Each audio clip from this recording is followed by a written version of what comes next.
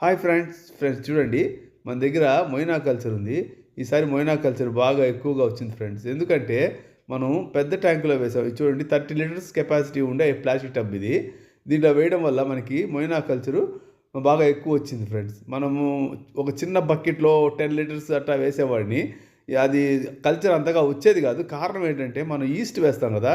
East వేయడం వల్ల తక్కువ వాటర్ ఉండడం వల్ల పీహెచ్ అనేది త్వరగా ఎక్కువ అయిపోతుంది. దానివల్ల వచ్చేసి క్రాష్ అయిపోతుంది.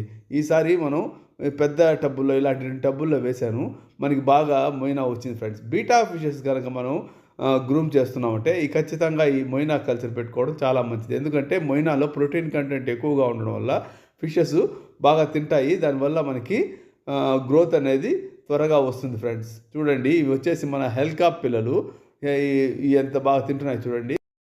మీకు వీలైతే గనక వారానికి 2 సార్లు ఈ మొయినా ఇచ్చేలా చూసుకోండి. అప్పుడు గ్రోత్ బాగుంటుంది. ఓకే ఫ్రెండ్స్, ఇలాంటి ఇంట్రెస్టింగ్ వీడియోస్ కోసం మన వీడియోస్ని లైక్ చేయండి, షేర్ చేయండి, సబ్స్క్రైబ్ చేయండి. ఇంకో ఇంట్రెస్టింగ్ వీడియో మళ్ళీ కలుద్దాం. అంతవరకు సెలవు. టాటా, బాయ్ బాయ్.